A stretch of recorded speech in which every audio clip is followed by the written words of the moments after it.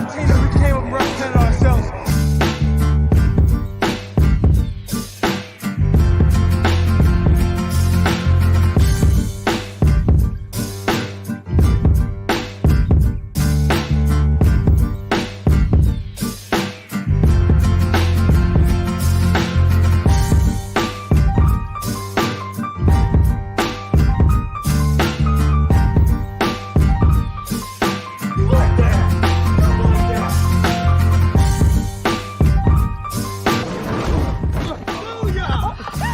Call a sack lunch.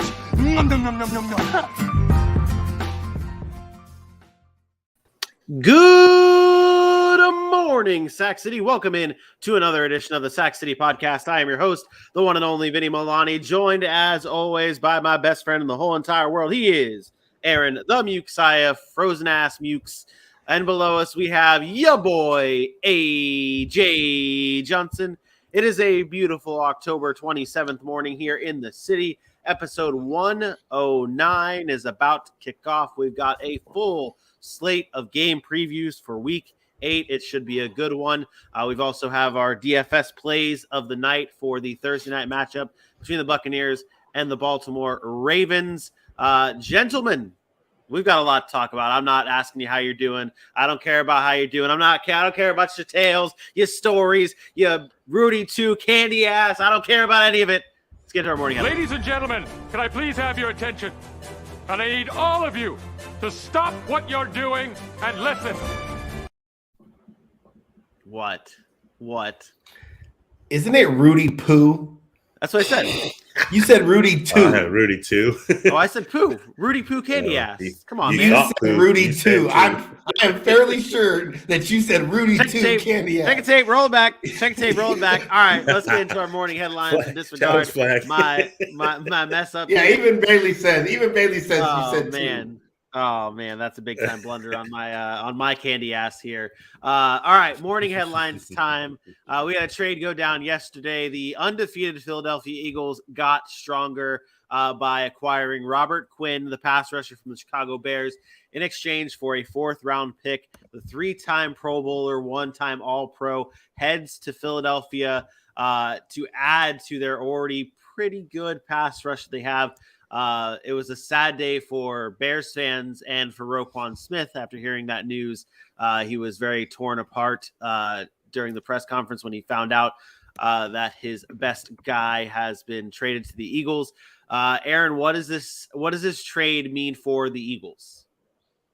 Well, I mean, the rich get richer, right? We talk about teams all the time and what they're able to do. And the Eagles are a pretty good pass rush team already with Fletcher Cox and the big boys in the middle. But you also have Brandon Graham. They're a little bit on the older side. Robert Quinn also is coming in a little bit older. But it just goes to show you they're kind of all in this year. And now he hasn't been as productive this year as he's been in the past couple of seasons. He led the league in sacks last year, which was kind of surprising at the age of 31, but he did lead the league in sacks last year. And then this year, he's only got 1 sack on the season, but he's been still able to generate a pass rush. So I just think this is a guy that's just going to add some depth. I think it's a little bit overblown as to what he's trying to bring, but this is the Von Miller move of last year, I would say. The difference is Rob Quinn's not as good as Von Miller, not quite as good.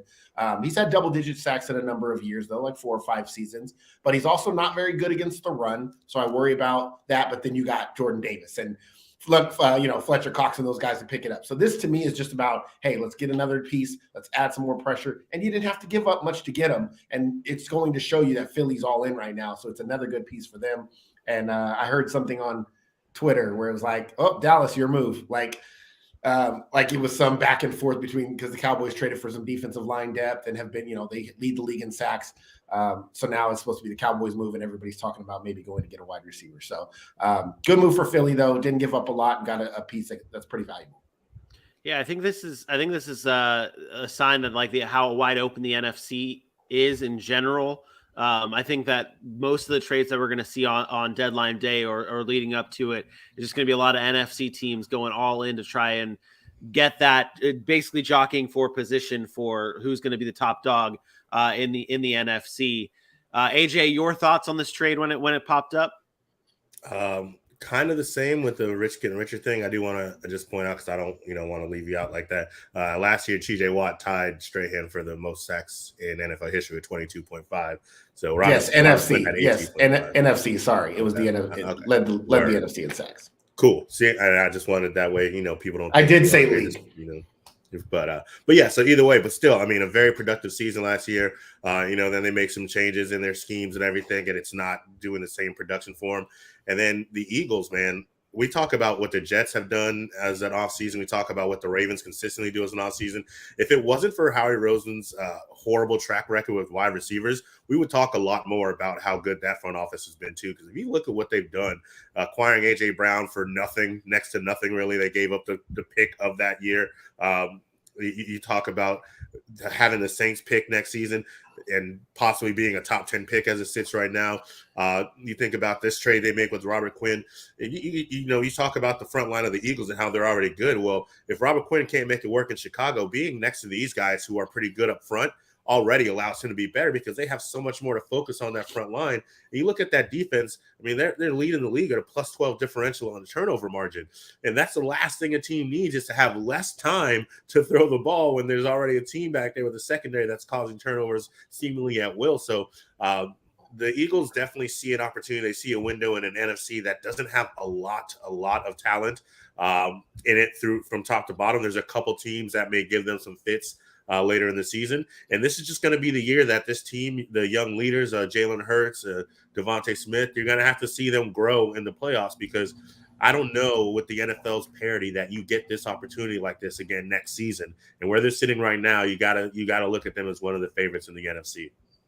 Yeah, this is a big move for the Philadelphia Eagles. On the Bears side of things, they do pick up most of Robert Quinn's salary. So even on the Eagles side, this is a win-win situation for the Eagles all around.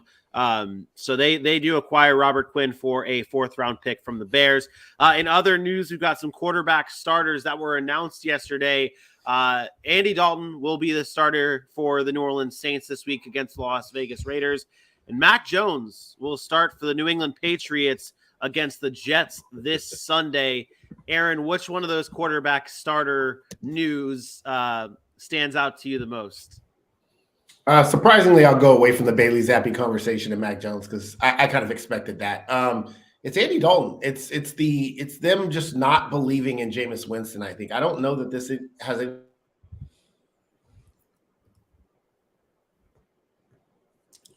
It has to be concerning for Jameis Winston with the opportunity that he's not getting to get back on the field. And so that was surprising. I didn't think Andy Dalton had played really well enough to warrant we can't go back to Jameis Winston.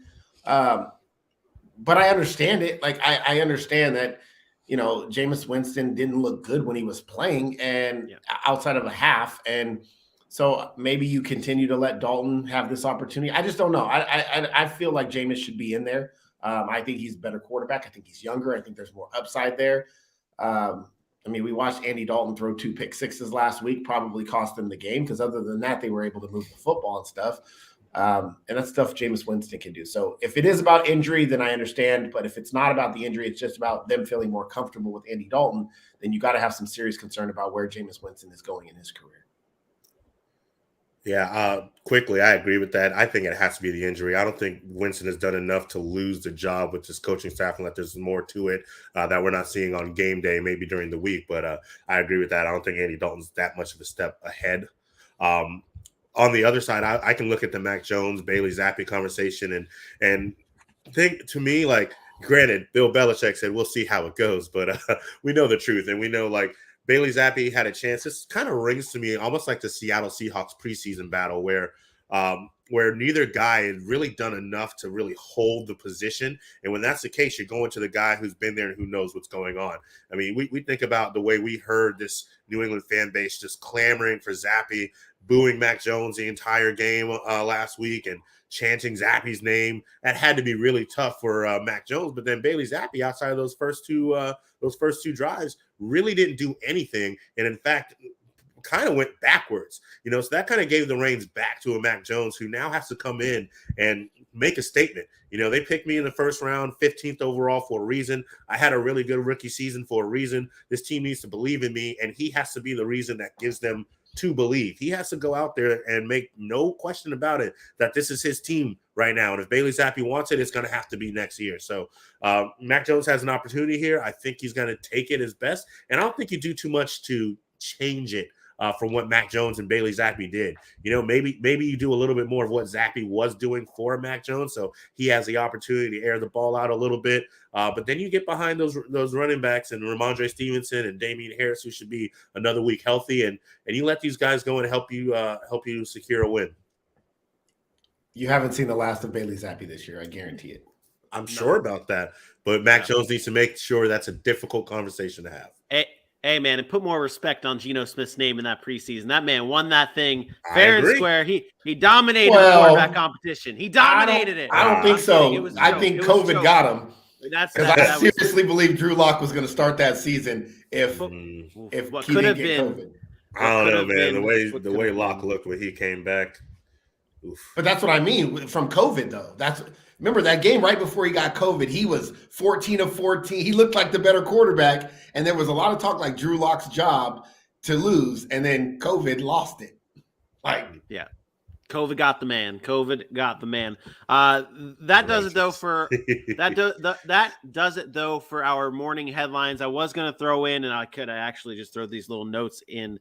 The Packers have been calling around an attempt to trade for a wide receiver. That's the reports going around, which that happens every trade deadline. And then a wide receiver that's been generating trade interest is Nelson Aguilar from the Patriots. So we'll keep an eye on all the trade deadline news and rumors throughout the week up until Tuesday's deadline here. Aaron, let's get into our injury report.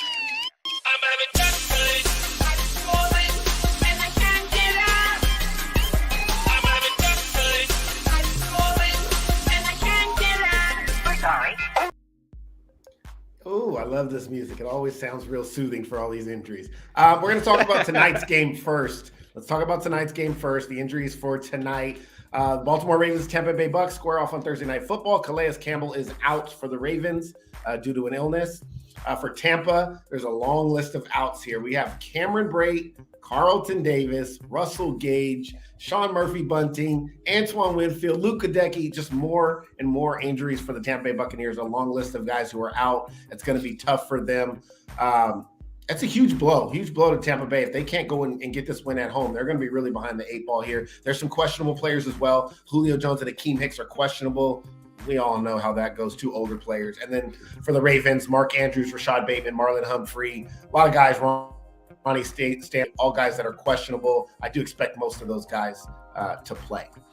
Now for Friday, or for this weekend, I should say, I'm going to start kind of by a position. I'm going to focus on the running back position just because there were some names that popped up over the last couple of days. We'll obviously start with the Dallas Cowboys. Ezekiel Elliott didn't practice, and he said that he's going to have a hard time trying to play this week because his knee is really sore. He took that hit, saw him come back in the game, finish the game, but it's a sprained knee. He's a little bit sore. We all know it takes a lot for Zeke to miss time, but it might be a good time for him to miss. They'll have a bye week next week, Chicago this week.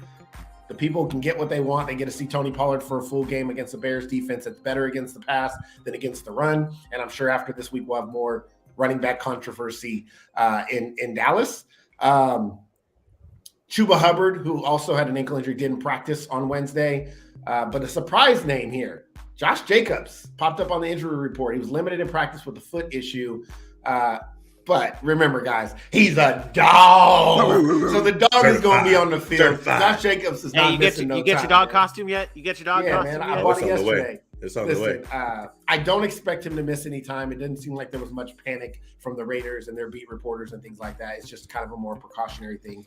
James Conner and Darrell Williams also showed back up to practice on a limited basis. So two running backs that could cause maybe some chaos in that Cardinals backfield after we saw Keontae Ingram and Eno Benjamin have pretty good days last week. Some other notable names that may impact Levi Wallace of the Steelers, one of their very few good defensive backs that has a shoulder injury. He's something that says that he's going to be out this week. Ryan Tannehill did not practice with that ankle injury. We talked about him being in a walking boot. He's going to try to get out on the field, but it could be Malik Willis. You never know.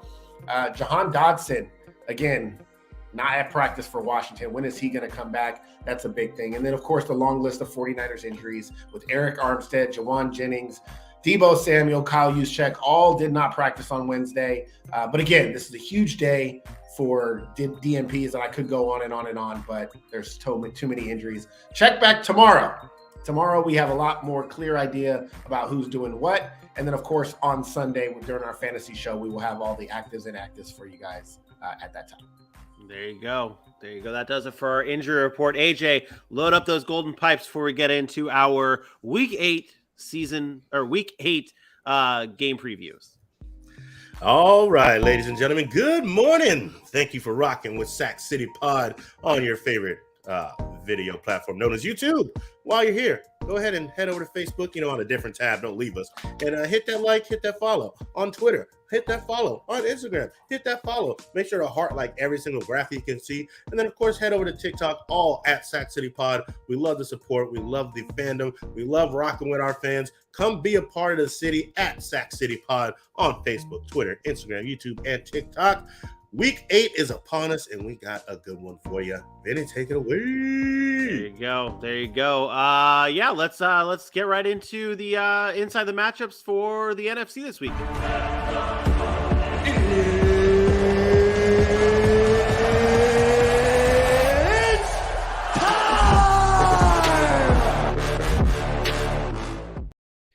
Let's do it. It's the Carolina Panthers heading to Atlanta to take on the Falcons, the 2-5 Panthers, 3-4 Falcons. Falcons open this one up as the favorite by 4.5 points with an over-under of 41 in this game. These two offenses are almost identical. Both these teams are 1 and 2 in terms of rush percentage per game. They run the ball a lot, basically, for both these teams. The difference, though, for Carolina is it's no more CMC. And last week we saw a lot of Donta Foreman. We saw a lot of Chuba Hubbard. Aaron, what do you expect to see from the Panthers offense this week? Is it more of the same? I think, this game kicks off at 1, right? Kicks off at 1 p.m. I think it'll be over by 2. This is going to run the clock out, both teams. I don't know if they're going to. Oh, your connection is shitty today. Your connection's brutal today. One pass in the Oh man, back to back. I don't know if they're gonna. I don't know what happened there. That was weird. That was like bad. I don't know if they're gonna run the ball. I don't know if they're gonna throw the ball 10 times between Mariota and PJ Walker. I expect a lot of run heavy offense here. But for Carolina, I think you have to, despite not having Christian McCaffrey, I think you have to start with the running game. And it opened some things up last week for DJ Moore. And PJ Walker got it settled in nicely, got real comfortable, and was able to make a connection with DJ Moore. But outside of that, there really wasn't much. It's not like he had a huge day where we're like, oh, PJ Walker looked great. No, it was DJ Moore and nothing else.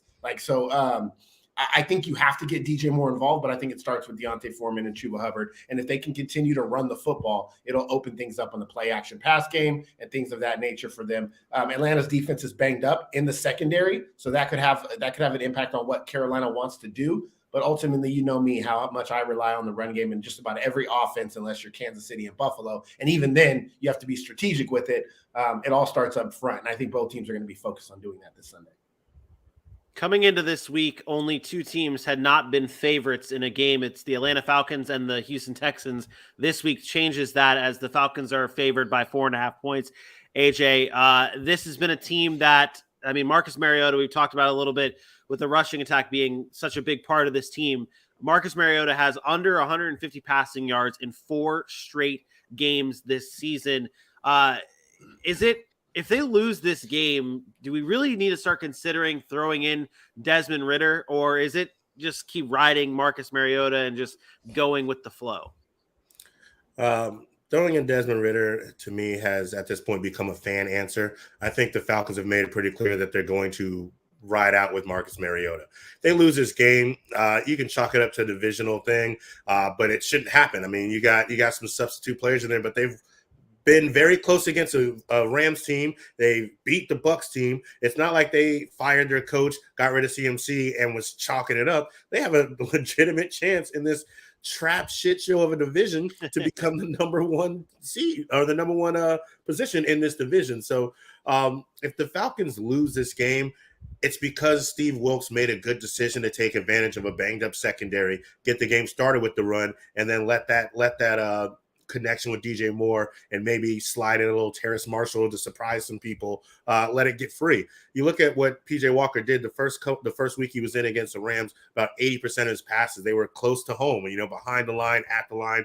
Last week they brought it down to about 40% and let him throw downfield a little bit. If that was practice, now you have a team that doesn't have AJ Terrell more than likely, doesn't have Casey Hayward. Jalen Hawkins has been banged up. Richie Grant has been banged up. If you go from 18% of throwing your passes 20 yards down the field and bump that up to 25, 26, they might find a little bit of light downfield and can push this ball, and that's going to cause problems for the Falcons. The best part is they've been competitive every single game, so I'd imagine they still keep it close with the way they run the ball. But they may have, if they're going to ride with Marcus Mariota in a game with the players like the Carolina Panthers in a division matchup, you may have to let him try to play some heroics. Show why you're keeping him in the game if it gets to that point late in. Yeah, and last week we talked about it. The Bengals, they were up big in the fourth quarter, and Aaron, we had discussed this the other day. The Falcons just kept running the ball, and it didn't matter what the score was. They just kept running it. And that's why I hate that take.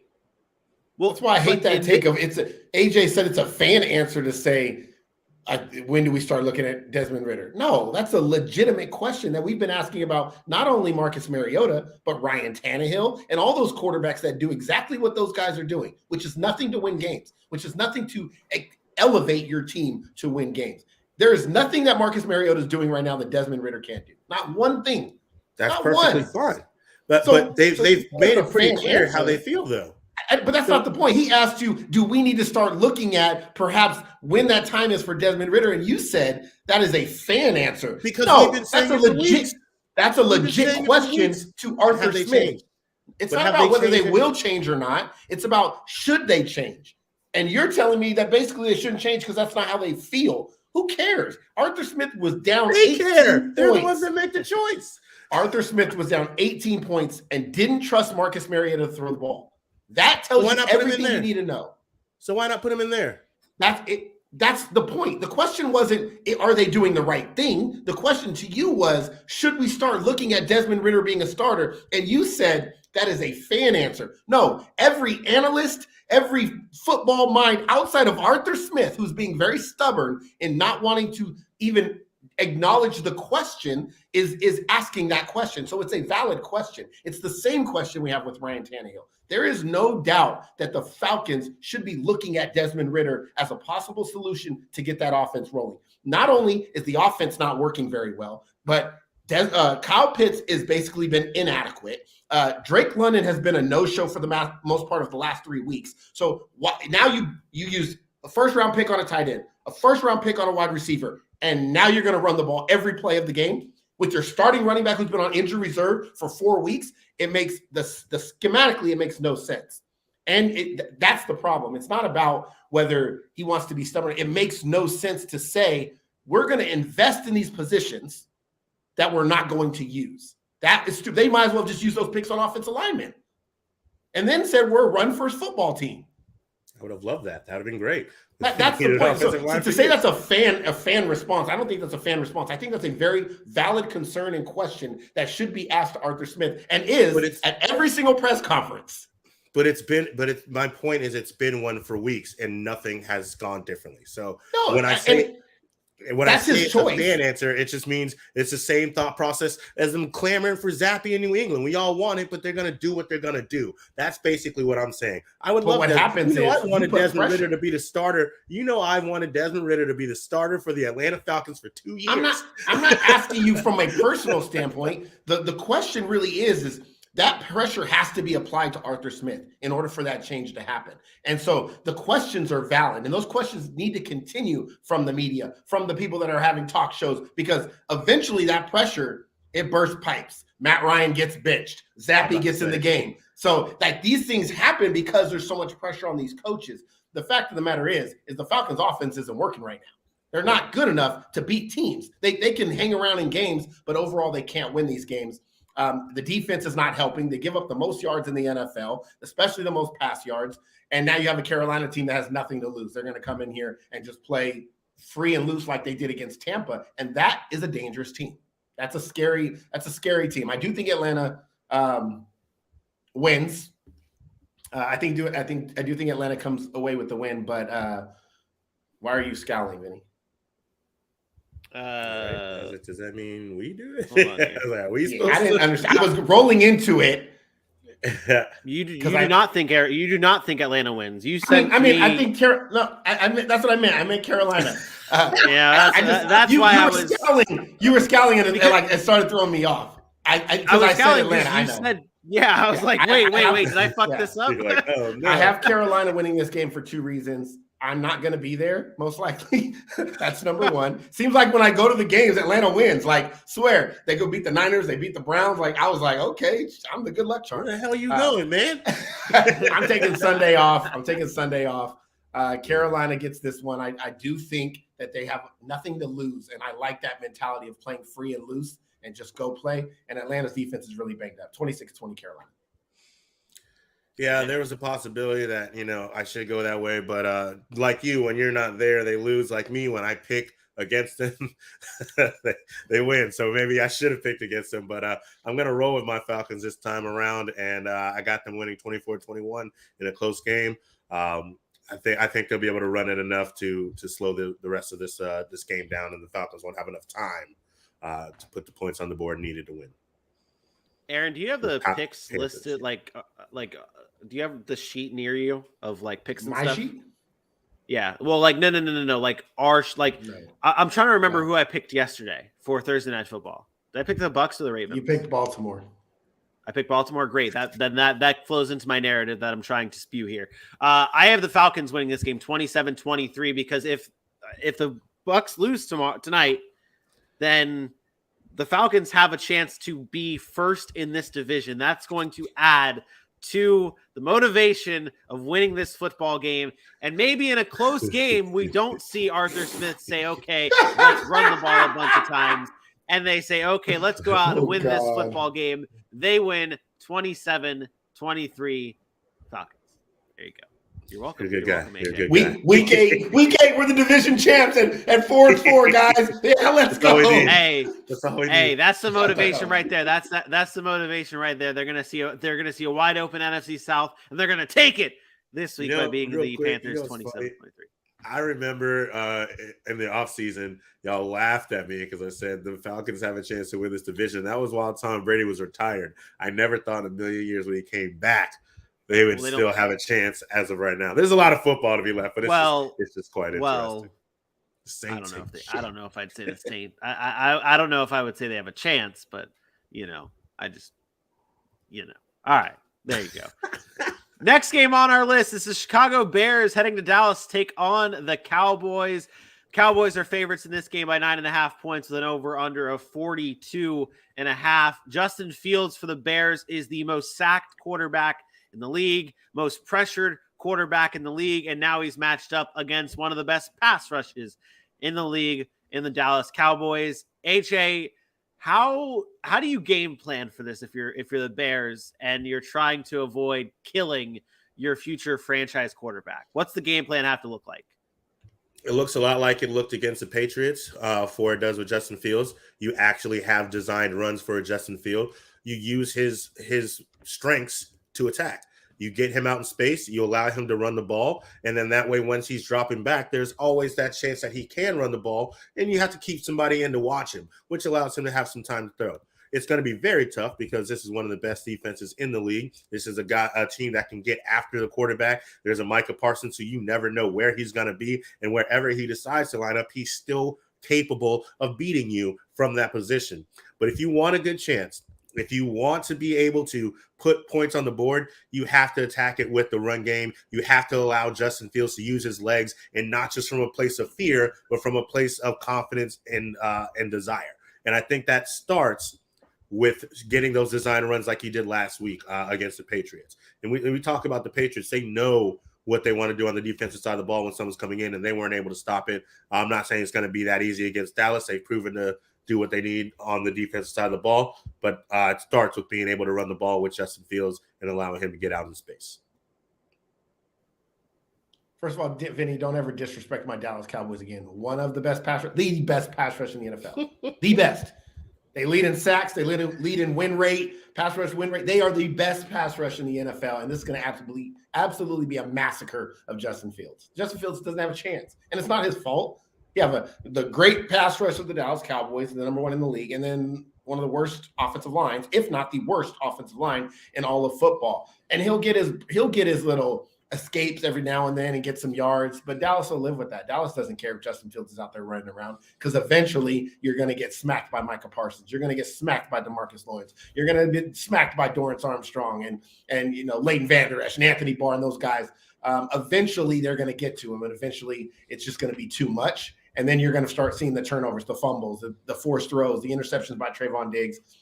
This Dallas defense is going to be too much for the Chicago Bears. The difference between playing a Patriots team and playing a Dallas Cowboys team is Dallas is not afraid to give up big plays, right? So Dallas will take chances, and then what happens with those chances? Justin Fields is trying to fit balls in like he did against New England. New England doesn't take a lot of chances. They just play very sound football. Dallas takes chances, and they're going to get some turnovers, and that's going to be the difference. They've been able to turn the ball over. They're second in the NFL in turnover differential, only behind Philly, who's also really good at the things that I mentioned that Dallas is good at. I just think it's too much. And then offensively, I think Dallas will do enough. I don't think it's going to look great, but I think Dallas will do enough to kind of move the ball and score. That's where I was going to shift next, is defensively for the Bears. That's their strong point. That's what they're the best at is their defense. Not the best in the league, but the best in terms of their offense and defense. And last week we saw Dak Prescott in his return only throw for just a little bit more than 200 yards. It wasn't really a phenomenal game for Dak Prescott. It wasn't a bad game by any means, but now you might be looking at a no Ezekiel Elliott in this offense, and Dak Prescott now having a second week back. What do you want to see from this offense, particularly with Dak Prescott this week against a better Bears defense? Nothing. I don't think it matters as long as you don't turn the football over. Well, I think people want to keep pushing the narrative. Dak has to be something special, and he doesn't. He has to be what we talked about the other day. He can be Cooper Rush. That's great. And then in the moments when they need him the most, make the throw. And in the second half of that Detroit game, he made a number of throws that Cooper Rush wouldn't even have tried. And he made the throws. They scored the points, and they won the game. He doesn't have to be Patrick Mahomes. Just because you pay a guy to be a franchise quarterback, you need him to be what your franchise needs. And they need Dak Prescott to be smart with the football. And then in the moments when the defense does give up some points, when the defense is tired and on the field a little bit too much and gives up something and they're behind, or they need a late fourth quarter drive, that Dak Prescott can go down the field and do that. That's what you pay $230 million to Russell Wilson for, $500 to Patrick Mahomes, $40 million a year to Dak Prescott. All the in-between stuff, just don't turn the football over. When it matters the most, go win the game. And at the end of the day, that's what I'm looking for. As long as he doesn't turn the football over, I'll be very satisfied. What you got? What? I'll go to AJ first on the predictions here. Then AJ, what do you have for this game? I got Dallas getting the W here, 28-14. Just the fact, one, that they're really good on defense. Dak being back is a big deal for me. And then I think with the short week, the tiresome that the Bears are going to be coming up against a pass rush like this, I don't think they'll have enough in this game to hold their own. Give me Dallas 28-14. Yeah, I'm gonna slide in next here. I don't have the Bears scoring this many points, and I wanted to almost go less than 10 points in this game. And AJ, you brought up a very good point. This is also a short week for the Bears as well, which just adds to the disadvantages already facing the best defense in the NFL. You might see a man die on the field this weekend, and give me the Cowboys here, 26-10. Yeah, I got Dallas too, 27-16. Bears get some late points at the end just because Dallas gets mad and goes over their average of only allowing 14 a game. But Dallas wins 27-16. The Cowboys are averaging giving up 14 points a game. They're late in the game. They're up by, it's like 27 to 10 or something. They pull their starters out. Bears go down, score a touchdown just because, or something like that. Not just That's just because you heard it here first, folks. Just because touchdown from the Bears in this game, but we all have the Cowboys with the clean sweep over the Bears. The next game on our list is the Miami Dolphins traveling to Detroit to take on the Lions. The Dolphins coming off of a very closer than they probably wanted to win over the Pittsburgh Steelers, and the Lions offense and team really that has been reeling for the past few weeks, being shut out by the New England Patriots, and then that loss against the Cowboys last week. The Dolphins here are 3.5-point favorites. The over-under is 51.5. Lots of points expected in this one. AJ, what are we expecting to see from this Lions offense who's been banged up? And we've talked about it before this week that without DeAndre Swift, without Amon-Ra St. Brown, this offense looks completely different. What are we expecting this week from them? Well, luckily, they should have both those guys back. DeAndre Swift has been practicing all week. From what I recall, Amon-Ra St. Brown did not have a concussion, but thanks to the quarterback on the other side of this game, now if you blink after you get hit, you have to be taken out of the game for the whole time. So luckily, I think they should have both of those guys back, and hopefully that'll allow Jared Goff to actually play some football. He has not been good over the last couple of weeks. Maybe, sure, pour out some yards, but turning the ball over, not getting into the end zone, that's not going to work. So with the bevy of your offensive weapons and Amon-Ra, DeAndre Swift, finding the ball to TJ Hawkinson, they have an opportunity to put some points back on this board. But the question is the same with the Lions. It's not about their offense, unfortunately. It's like, what is their defense going to be able to do? And this time it's against a team that has better offensive weapons, and they're not going to be able to stop them. So as far as the Lions offense, just get back on track. Let DeAndre do what he does best. Let Jamal Williams take it around the goal line, get him on around the ball back to his 8 reception self, and see if he can put some points up on a defense that is up and down. But when they're really good, they're really good. When they're not as good, they can be had. So put some points on the board to be happy. On the Dolphins side, Aaron, last week they kept it close with the Pittsburgh Steelers, and it wasn't the cleanest of games from Tua Tagovailoa. And in his press conference, he owned up to it. He said there were some throws he shouldn't have made, a lot of close turnovers there for him in that game. What do you want to see from this Dolphins offense here this week against the Lions?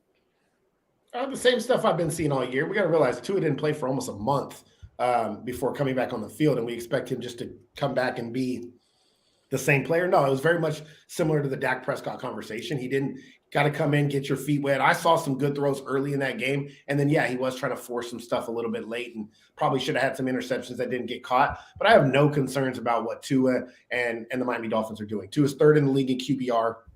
He's shown that he's a quarterback who can be efficient, effective, and he has 2 of the best weapons in the NFL that are dynamic playmakers that are, leading the league in receiving. When you talk about Tyreek Hill and Jalen Waddle, 2 of the top 5 receivers in this league right now when it comes to yardage and things like that. So I don't think there's really any concerns here. It's a bad Detroit defense. I think Tua will continue to progress where he was going when they started 3-0. And I think that the Dolphins handle business here pretty easily. I'm going to take the Dolphins in this one, 33-20. I do agree with AJ that the defense sometimes has lapses in judgment, but I feel like they play when they need to play. Like when they have to make a play, they usually do. And they've been banged up in that back end, but I think they do okay.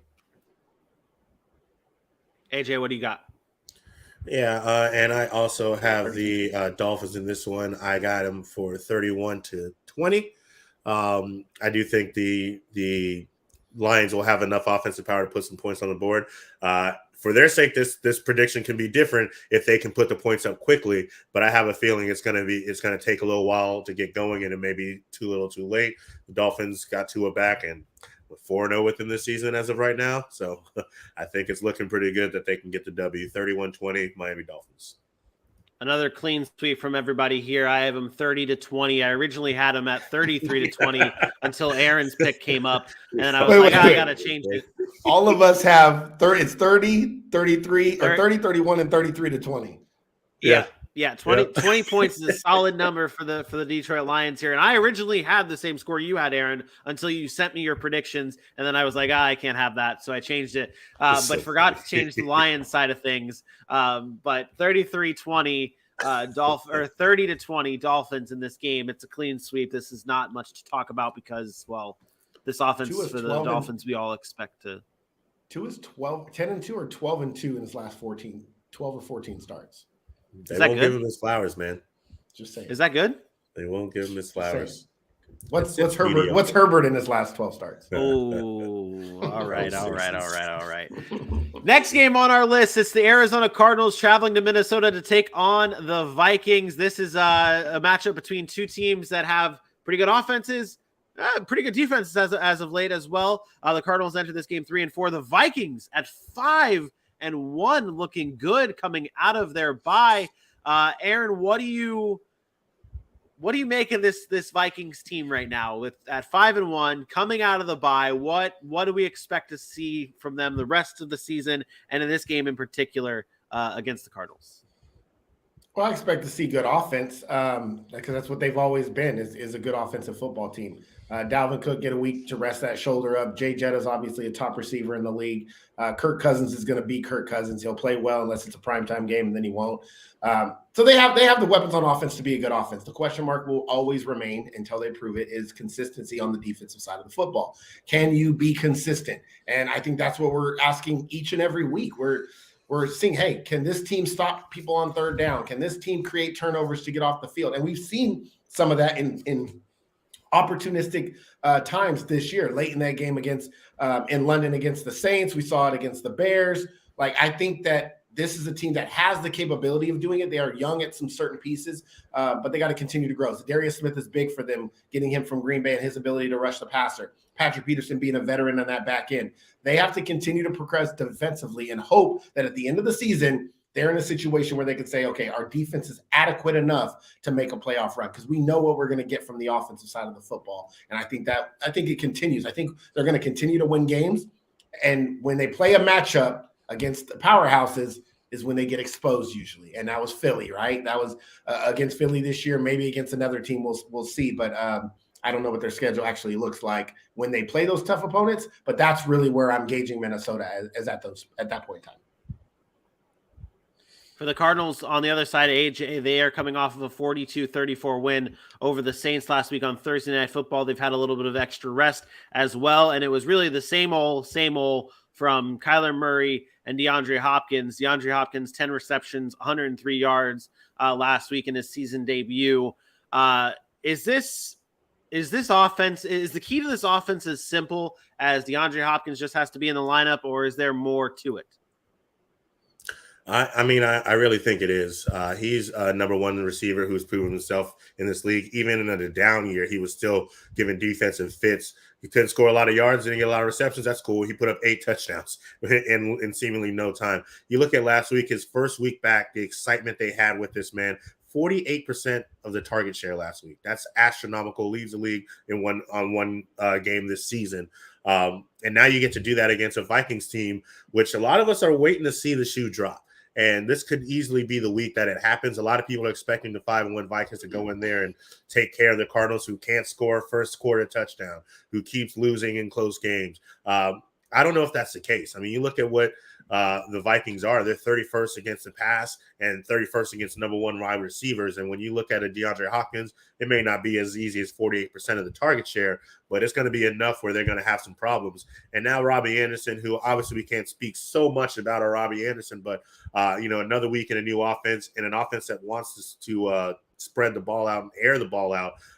You replace that deep threat of Marquise Brown for a couple of weeks. Maybe he gets going a little bit, and Kyler can use these weapons. So I do think putting in a DeAndre Hopkins makes this offense look a lot different, actually. It allows Kyler Murray to feel a little bit more comfortable. I honestly think he felt more comfortable than he ever has this season now that DeAndre Hopkins back. Just look at the way he went at Cliff Kingsbury.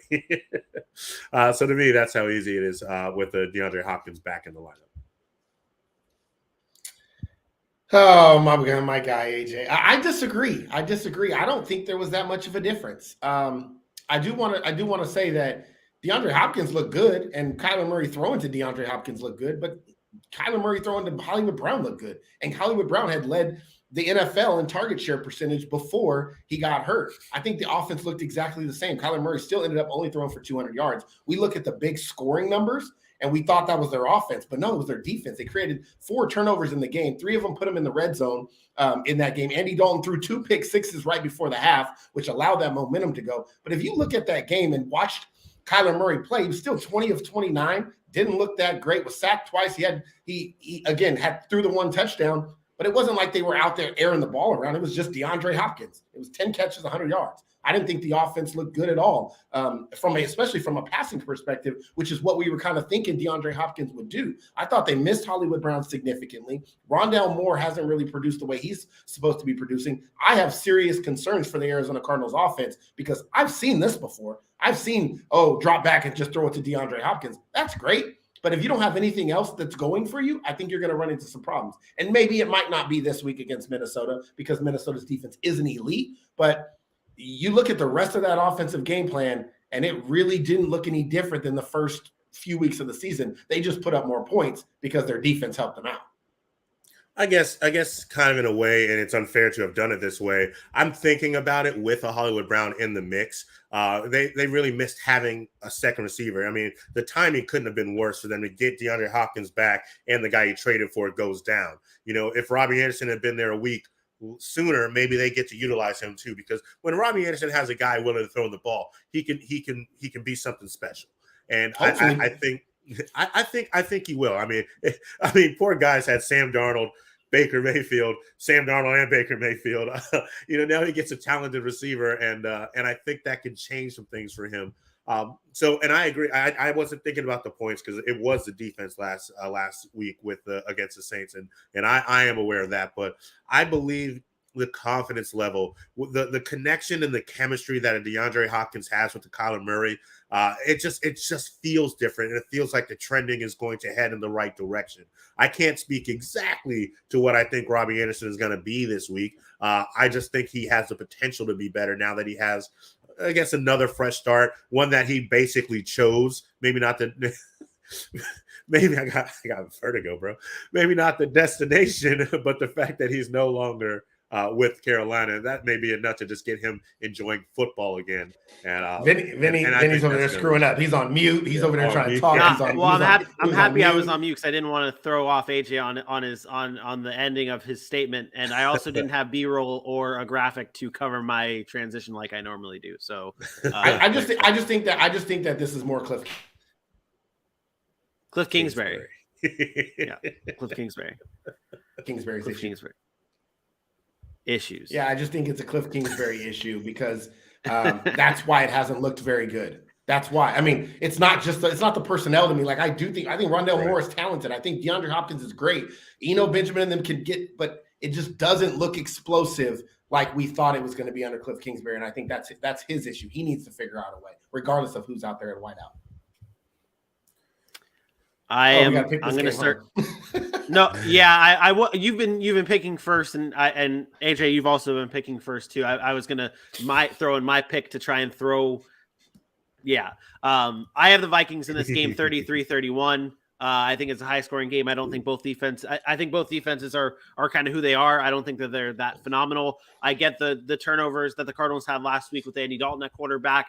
I'm not sure that Kirk Cousins turns the ball over that much in this game, in this game specifically. And I think it's a little bit of a high-scoring matchup, 33-31 Minnesota Vikings. Aaron, who you got?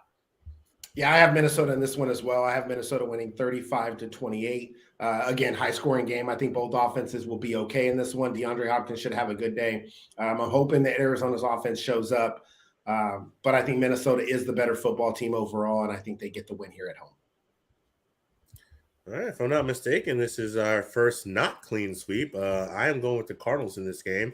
I think they get back-to-back W's. I think they start putting some things together. Maybe low scoring, thinking about the Vikings and all their offensive power, only putting up 24 points. But who knows? This defense is not just last week, but has started doing some things correctly. They have been getting pressure on the quarterback a little bit more, and that might come into effect. So I'm going to stick with the score, 27-24, and see if the Cardinals can pull one out. It is our second not clean sweep. We all had different answers for Carolina and Atlanta. He picked Carolina because he's not going to be there.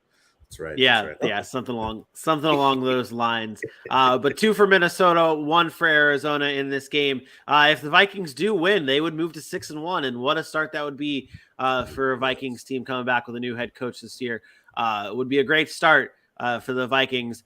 The next game on our list is the Las Vegas Raiders traveling to New Orleans to take on the Saints. The Raiders coming into this game with just 2 wins, I should say. They are 2 and what are they? Why am I not seeing the standings? 2-4. 2-4. I was like, why is this not available and readily available for myself? Raiders are 2-4. Saints are 2-5 in this matchup. Raiders do have the advantage. They get the points here, -1.5, with an over/under of 49.5. Aaron, last week we saw your guy. I'm not going to take credit for Josh Jacobs because you were all aboard the Josh Jacobs train well before anyone else. Your guy, Josh Jacobs, handled business for the Raiders with another 140-plus rushing yard game, dominating in the touchdowns, 3 rushing touchdowns, 20 carries. The Raiders are finding their key to success of Josh Jacobs. We've talked about that heavily. But on the Saints side, it's almost a similar thing. The key to their success is Alvin Kamara. And when they give Alvin Kamara the touches, they're normally getting the wins. Which team needs their running back more, though? Oof. Damn it. I can't even say Josh Jacobs and the Raiders. Because I'll be honest, I truly believe they both need him heavily, but I would have to lean towards Alvin Kamara because the Saints offense is nothing without Alvin Kamara. This is the driving force. And the Saints have a really good rush offense as well. A lot of that has to do with Taysom Hill. But Alvin Kamara is just the Swiss Army knife of a player that he is. His ability to get out of the backfield and create openings and space on the field for other players is very unparalleled in the NFL. It's very Christian McCaffrey-like, and I know he doesn't get the volume or the opportunities that Christian McCaffrey gets, but I do believe Alvin Kamara, with those opportunities, could do Christian McCaffrey numbers and do what Christian McCaffrey does. He's that type of player. So for me, it's the Saints having to get Alvin Kamara involved, especially when you're going to start Andy Dalton, who we saw turn the ball over twice, 2 pick sixes, cost him that win, really. Find ways to check it down, find ways to get the ball in the hands of Alvin Kamara, and then you take your shots with Chris Olave or deep ball over the middle to the tight end, Juwan Johnson, or again, in the red zone, they use Taysom Hill a lot. So it gets their offense rolling, and it allows them to get into rhythm and stay in front of the chains, and that's when they're at their best. That's when the Saints are actually an effective offensive football team. So you got to go with Alvin Kamara as far as being a focal point. I do think the Raiders have an advantage of having Derek Carr and Devontae Adams to say, hey, if the running game's not working, we might not always be able to do it, but we could go win a game if we had to with guys like that. Does Alvin Kamara get in the end zone this week? Man, look, I don't care about your fantasy team, Vinny. I don't have Alvin Kamara. Well, I have him on one of them. But usually when you ask that question, it's always about your fantasy team. This is more of the fact that he was 6th in the NFL last year in touchdowns, and this year he has I don't think it matters. I don't think it matters because those touchdowns that Taysom Hill is getting, they easily could be Alvin Kamara's. They're just using Taysom Hill in that role. So Taysom Hill might get the touchdowns, and Alvin Kamara might get the usage in yards. From a game, again, from a non-fantasy perspective, it doesn't matter. It doesn't matter. If Calvin Kamara is taking him down the field and getting him into the red zone, and then they want to go with Taysom Hill, sure, why not? It doesn't matter. All right. It wasn't fantasy related, but thank you very much for answering it. On the Raiders, predict, yeah, it is. But it was an interesting note, and I did say it wrong. Alvin Kamara is 6th in the NFL in terms of touchdowns in his first 5 seasons in the NFL. So, never mind. Disregard my stat. It's a mess. Raiders things. We talk about Josh Jacobs being a big part of this team, but their big offseason move was to acquire Devontae Adams this past year to hook him up with Derek Carr. AJ, what's your assessment through 6 games for the Raiders of Devontae Adams and Derek Carr? I mean, they like each other. They're good friends. Devontae Adams is really good at football. I mean, that's good. Did it move the needle as much as we were expecting? Apparently not. But that just goes to show you, and Aaron says this all the time, wide receivers are not the reason you win football games. They help. They're a big part of it, but they're not the one-all, end-all, be-all. The Raiders have a lot to focus on, and the fact that their offense does have this power, they've been winning 2 out of the last 3 games. But where does that come from?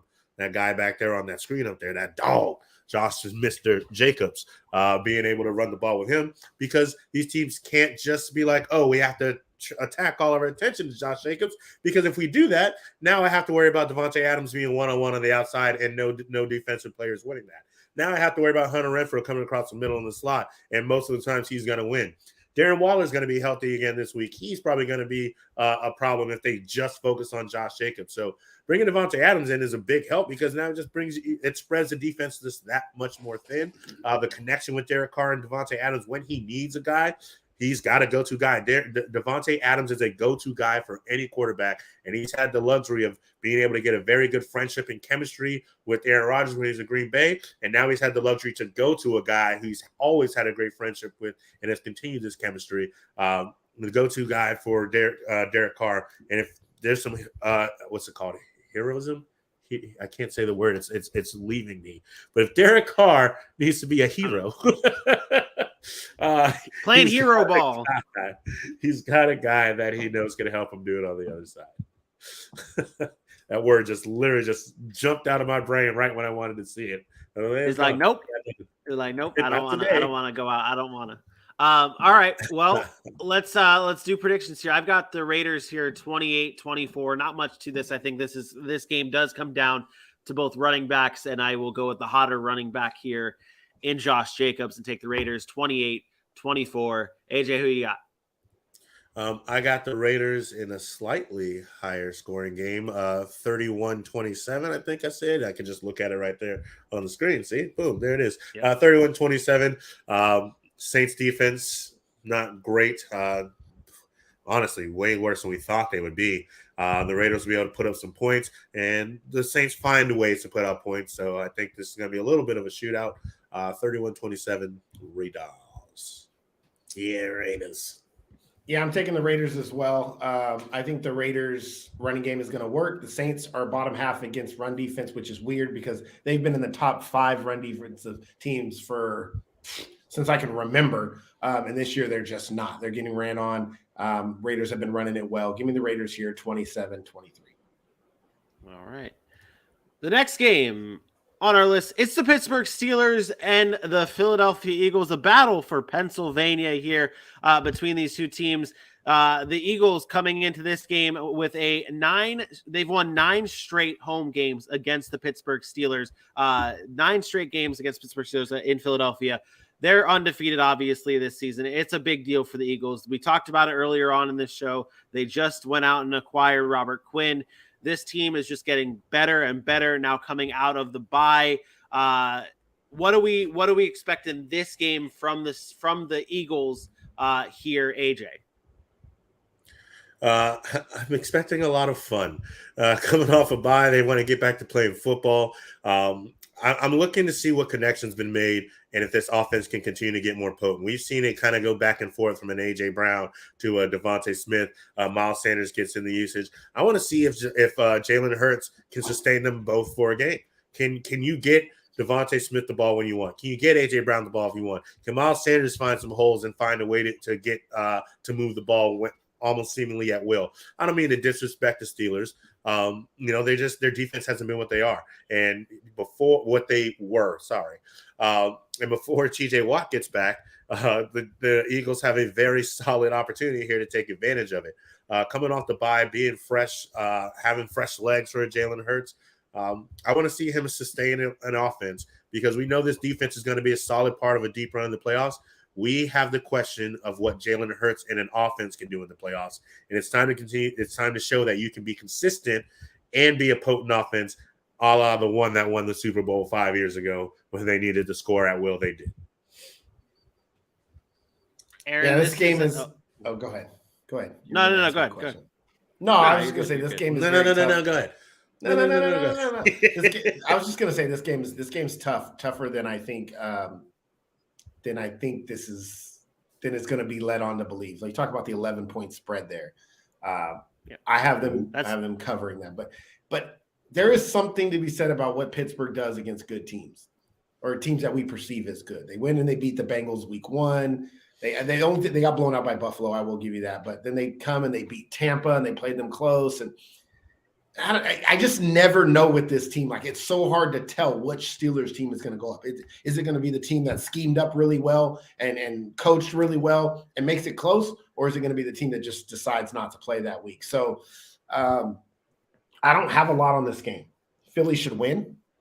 They're the better team. They should really beat them pretty handily. But I don't know if that's going to be the case. Well, I mean, we talked about when they played the Bills. That Bills game, they were heavily favored against the Steelers, and then they ended up smoking them. But in this game, it's a little bit. That's what I'm saying. In this game, it's a little bit different. The Steelers, and this is a little fun fact here: the Steelers are one of 3 teams with a winning record against 6-0 or better teams since 1970. So only 3 teams in the NFL history since 1970 have a winning record against 6-0 teams. The Steelers are one of them.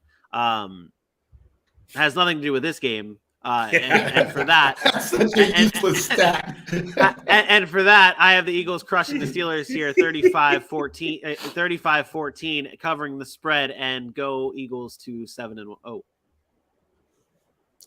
Yeah, I got the Eagles in this one as well. We're gonna go with them 28-17.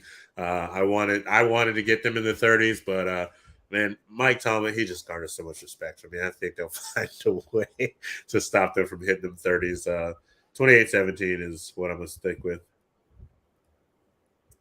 I want to change my pick. Okay, do it. I'm gonna take the upset here. I'm going to say Pittsburgh goes on the road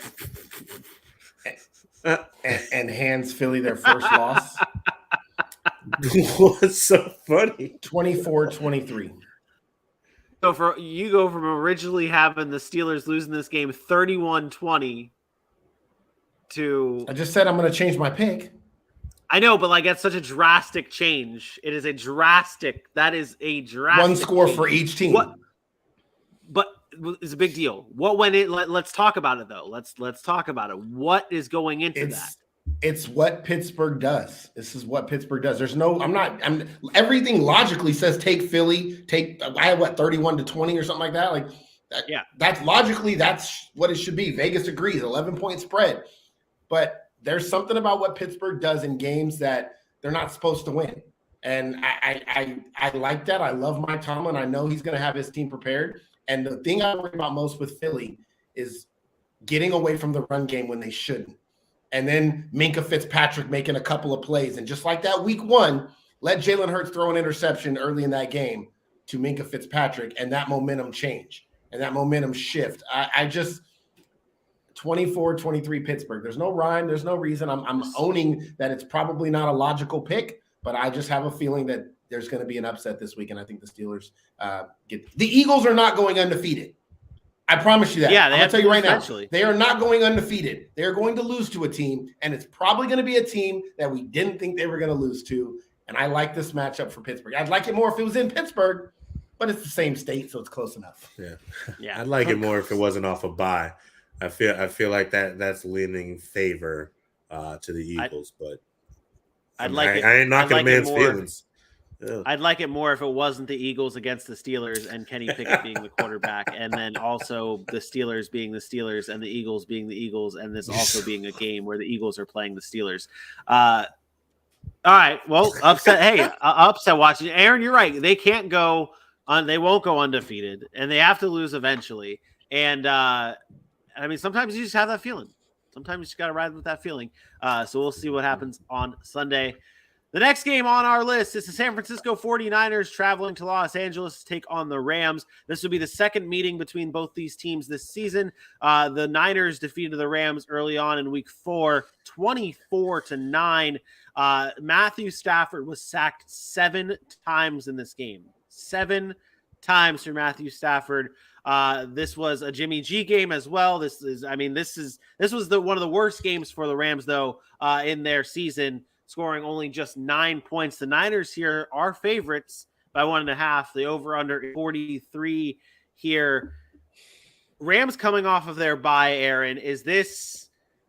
Do we expect to see a different Rams team, or are you expecting the same struggling team that we saw before the bye? I mean, they didn't get any players, right? Players are still the same. The offensive line hasn't changed. The players are still the same. They still can't block anybody. They don't have a running game. I think you're going to see the exact same team. But to me, this is just deja vu. Deja vu. Deja vu. Deja vu. Deja vu. It literally is just deja vu. What is it? Deja vu. The Rams and the 49ers, have met a number of times. They're in the same division. And all they do is lose. The Rams just lose to the 49ers. They got one win, and it was the biggest win because it was in the NFC Championship game. Got them to the Super Bowl, got the Super Bowl win. But when it comes to the regular season, they are just outmatched by the 49ers. 49ers are just more physical. The 49ers have won 7 of the last 8 matchups. 7 of the last 8 matchups.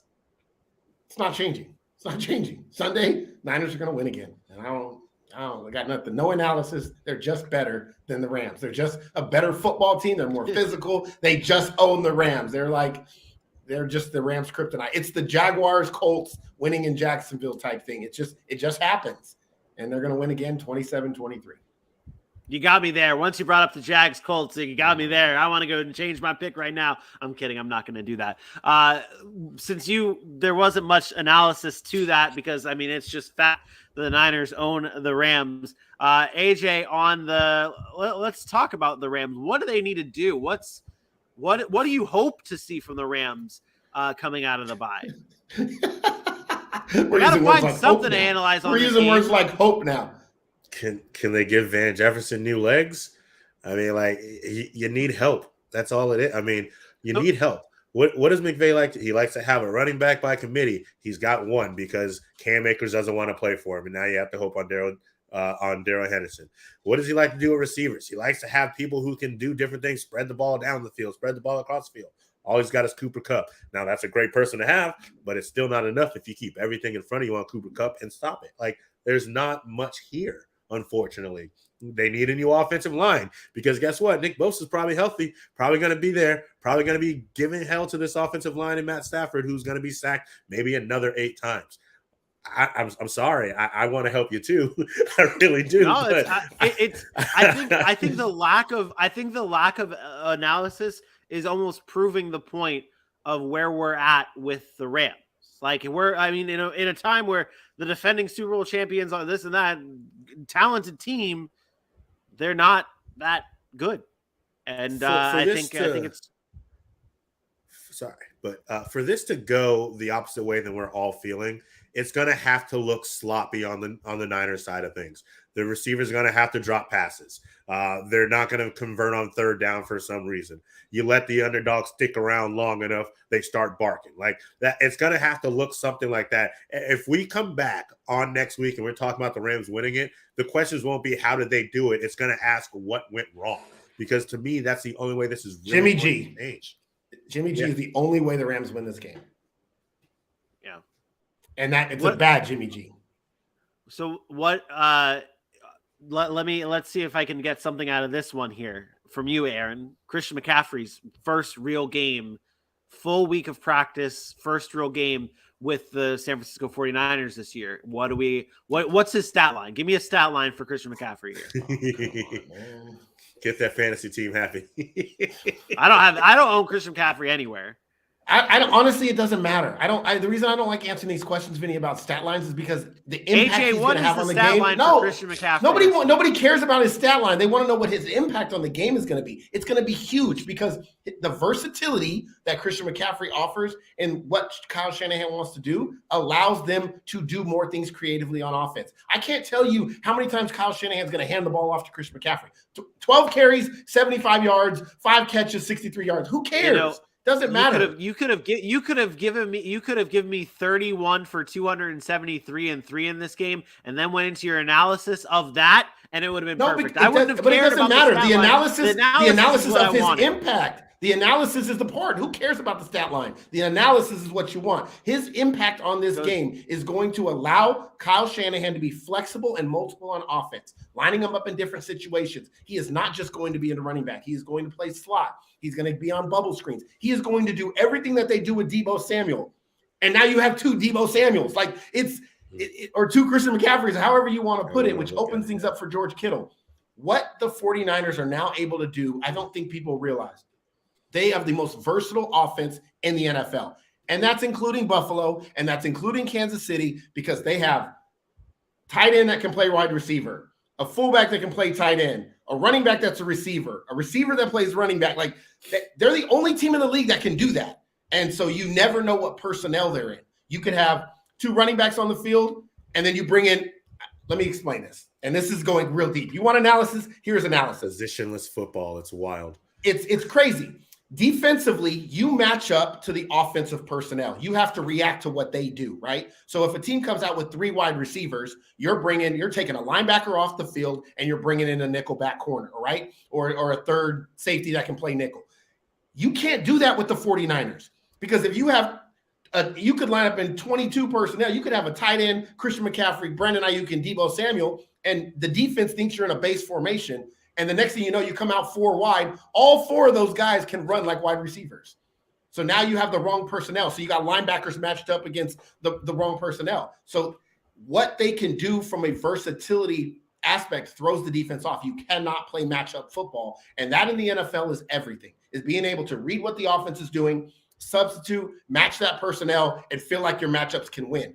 With the 49ers, you can't. You cannot do that. They will never look.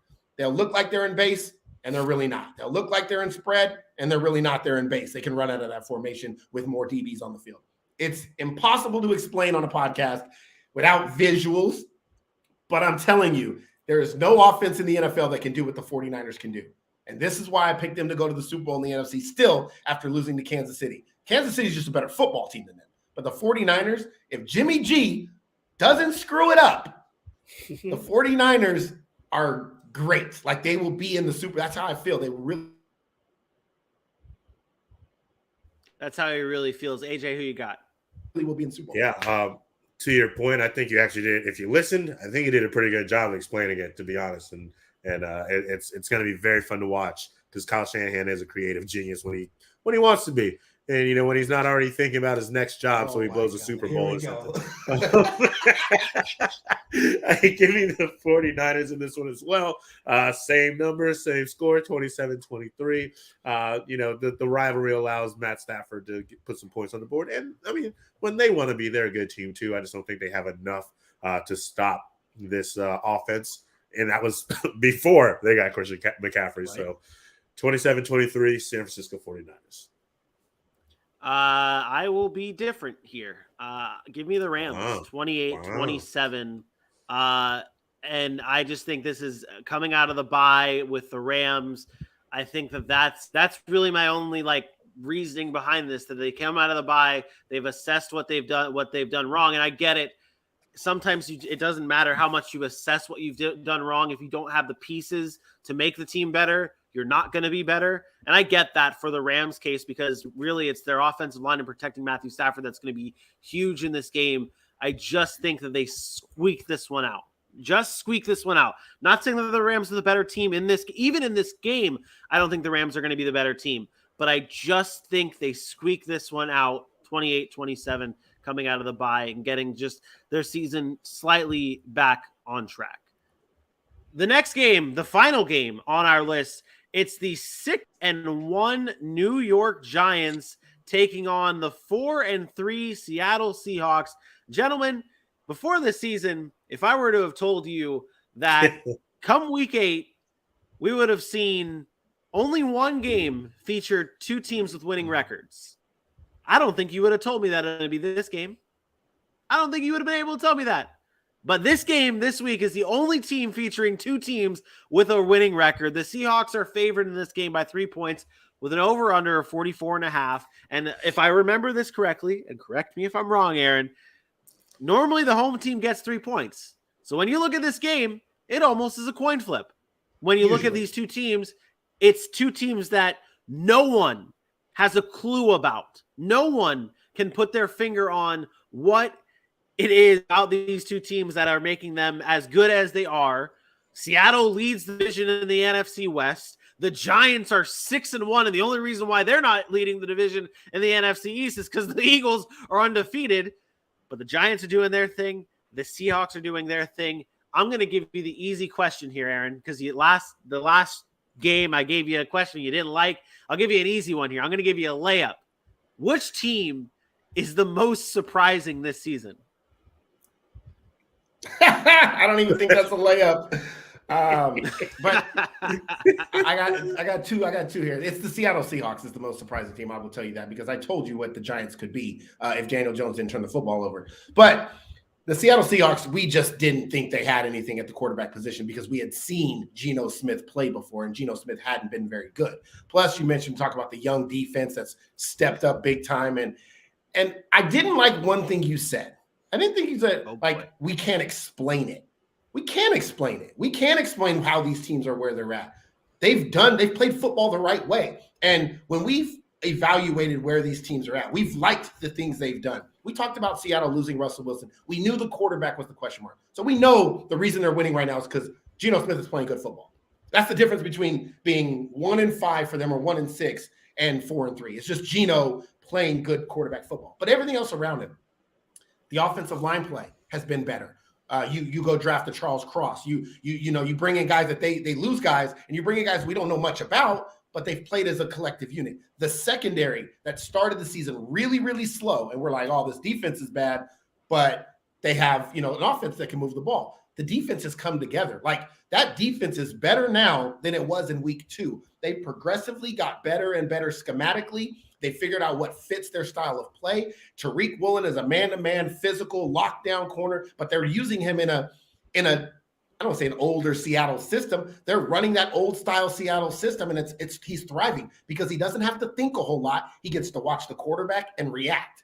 And then, so I think the way that they've used their young talent is the most impressive thing, but I think it's explainable. It explains why Pete Carroll is one of the best coaches in the National Football League, and nobody ever wants to give him credit for it because we all look at one Super Bowl where they decided to throw it instead of run it at the 1-yard line. The fact of the matter is it's very explainable why the Giants are good. It's very explainable why the Seahawks are good. We just didn't want to believe it, but you can explain it. Like the pieces are there. They're playing good football. And I always say this, as facts change, we have to change our mindset and our opinions about teams. And I'm I'm as stubborn as they come about changing. I want resume and results. And on paper, you might say, God, these teams are so bad. Why are we watching them win? But when you watch the tape and you see them play, you understand that they are playing fundamentally sound football, not turning it over at the wrong times, and that's why they're winning games. And I think Seattle's a little bit more surprising because he likes what they're doing. The personnel adequate, and it was. What was that last part? You used a big word in there, and I think people need to hear it.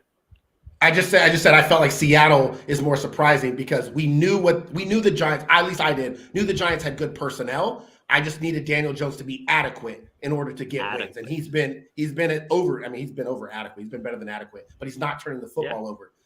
That team has talent. Like they really do. Yeah, I think this game really, and these two teams specifically it comes down to coaching. The coaching for both these teams has been great. You look at what the Giants doing 6-1, the first team in NFL history to start 6-1 or better with each game being decided by one possession. That to me comes down to coaching. Like that is a coaching thing that you're not letting your team get down. You're having your team believe that they can come back in any situation, and they've done that this year. It's been special from both sides of the ball. AJ, what are you watching for the most in this matchup between two good teams? It's going to be the run game on both sides, the run game versus the run defense. As you look at what Kenneth Walker has brought to the Seattle Seahawks, you look at what Saquon Barkley's brought to the New York Giants. It has changed the outlook of this offense. We can start with the Saquon Barkley side. Him being healthy, him running like he told everybody he was going to run this season has allowed Daniel Jones to calm down. It allowed him to be free within what his talents are, which is also running the ball out of the pocket when he has an opportunity. And when that happens, he's not turning the ball over. You remember him running the ball back when he had nobody else. He was scared and he fumbled the ball when he was running the ball. Stuff like that hasn't happened this season. Now you look on the other side with Kenneth Walker, and he has just been explosive. And I think that is going to be the part that is going to give the New York Giants fits because they don't stop big runs very well, and Kenneth Walker loves big runs. And if that's going to be the case, I'm expecting Kenneth Walker to have himself a solid day. if Brian Dable can find another one of these opportunities where he keeps this game close all the way to the end and then they eke one out, I'm not going to be surprised. It's been their makeup. It's been their formula. They're one of the third team in NFL history to register 6 wins by a final margin of 8 or fewer points.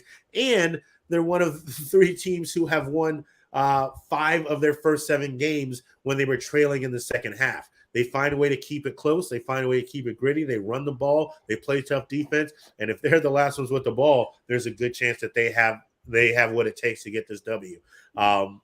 We've all been waiting for one of these teams to quote unquote prove somebody right. So whoever loses this game, someone's coming back. I told you so. And it won't be fair because both of these teams have played really well.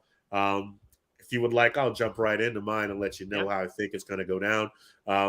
I have the Seahawks winning this game 26-23. The Giants, this is their 3rd game with a lot of travel. They've been to Jacksonville. They've been to London. Now they're going to Seattle to fight in the 12th man. It's going to be really tough, a really potent atmosphere. And I think the Giants, with Geno Smith playing the way he's been playing, going to have a tough one, and they'll get their 2nd loss of the season. Give me Seattle 26-23. Aaron? Yeah, I have Seattle in this one as well. I like the home factor, but I also like the ability to create turnovers on Seattle's defense. If they can corral and maintain and not let Daniel Jones get outside the pocket, I do think they can create a few turnovers. They're an aggressive style defense right now, which is why they've had games where they've given up a lot. But I like that mentality for a young team like Seattle. So I think they can go in here and find a way to win. I think Seattle gets it done 24-23. Yeah, this will be a clean sweep to end the show here. I have Seattle here 27-24. I think the defense is going to be very opportunistic in this game, and they're going to rely heavily on Kenneth Walker, and I think Kenneth Walker is going to be the difference maker here. And Geno Smith is going to be able to do what he needs to do for them to win as well. And I do want to point out, AJ, what you said, the fact that the Giants have been all over the country recently with the Jaguars, now having traveled across the country to Seattle.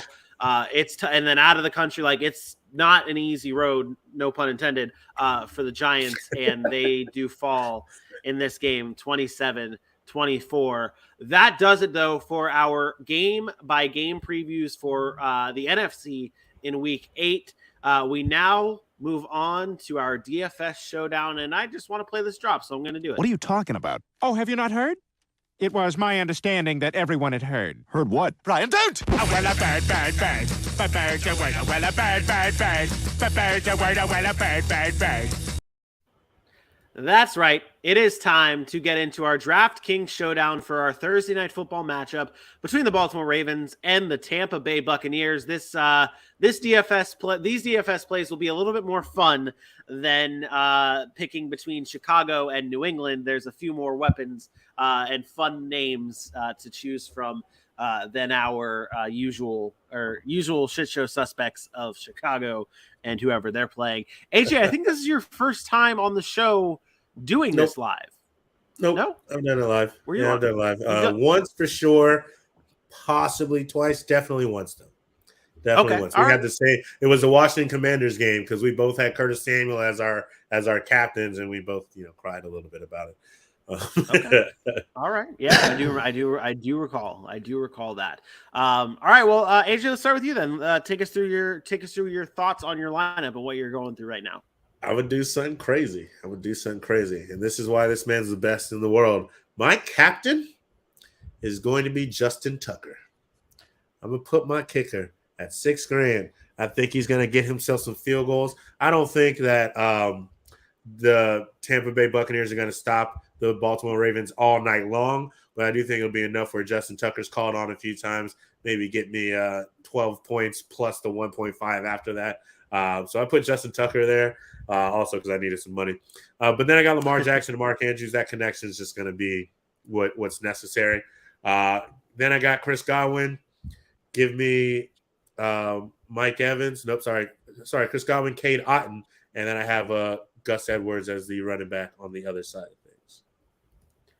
Yeah, I this is another, maybe I think it was last week that I did this where it was like almost easy and very quick for my lineup, and then I started tampering.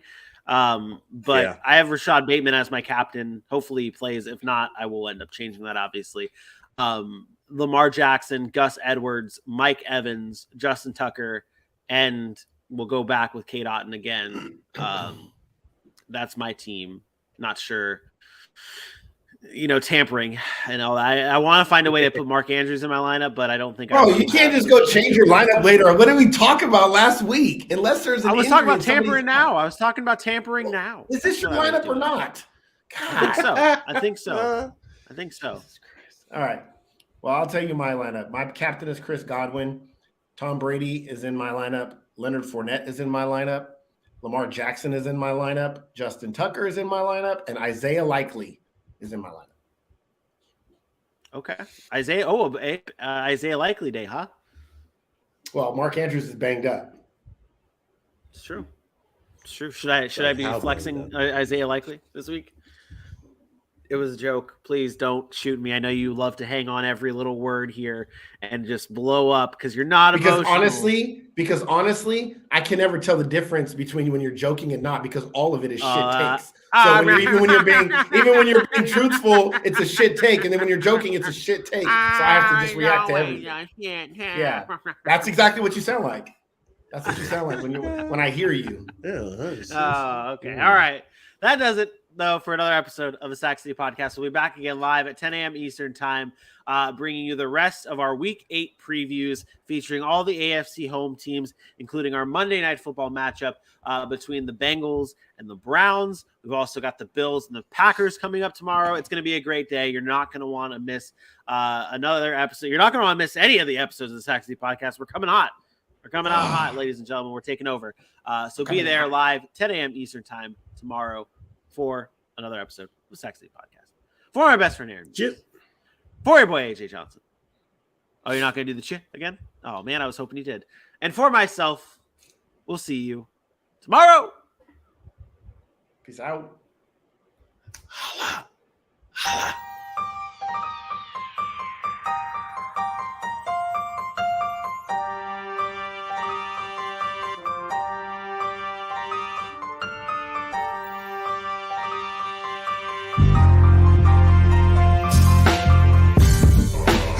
We know we are a much better team